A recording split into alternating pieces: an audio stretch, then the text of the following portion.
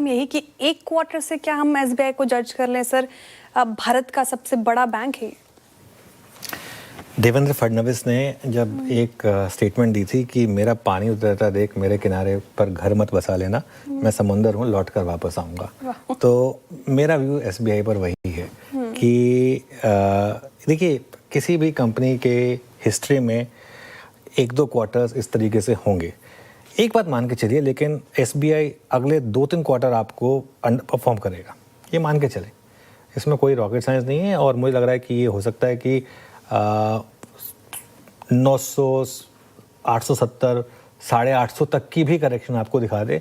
May be even अगर worst time रहा और अगर मार्केट में इस तरीके का मूव रहा तो उसको भी एक बार तोड़ दे। इसका एक रिस्क रहेगा इन नंबर्स के बेसिस पर, क्योंकि इन नंबर्स पर आप जस्टिफाई नहीं कर सकते एसबीआई, क्योंकि लेकिन आप एसबीआई का 5 साल का चार्ट देखिए। देखिए मैं आपको एक चार्ट दिखाता हूँ, एसबीआई का 5 साल का चार्ट देखिए और उसे आप कंपेयर करिए किसी भी बैंक के साथ। आप कंपेयर कर लीजिए। ये एसबीआई का 5 साल का चार्ट है, 170% का मूव है।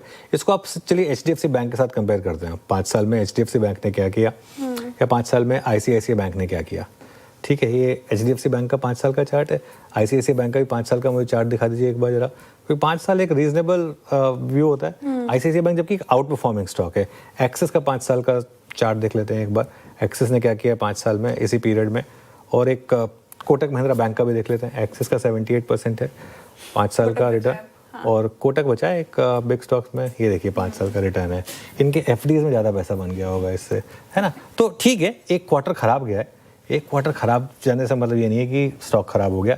एसआईपी इन्वेस्टर्स के लिए और लॉन्ग टर्म इन्वेस्टर्स के लिए यही मौका है। अगले 2 से 3 महीने में जो गिरावट आएगी वो मौका मिलेगा, क्योंकि एक अच्छा नंबर आएगा ना, ये वापस सर्च कर जाएगा। तो इसके लिए ये भी होगा, लेकिन हाँ नियर टर्म में पेन है, इसमें कोई डाउट नहीं है। आशीष नुपुर, शुक्रिया इस शानदार डिबेट। किस साइड है इस डिबेट की? एसबीआई की, बोलिए बेर।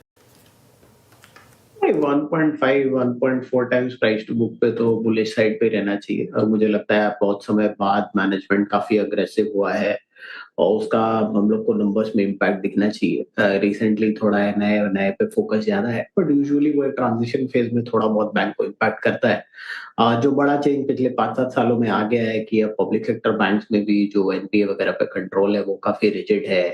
प्लस कुछ सब्सिडियरीज की मोनेटाइजेशन की भी बात अग्रेसिवली कर रहे हैं। तो मुझे लगता है पॉजिटिव डेवलपमेंट बहुत सारी हैं।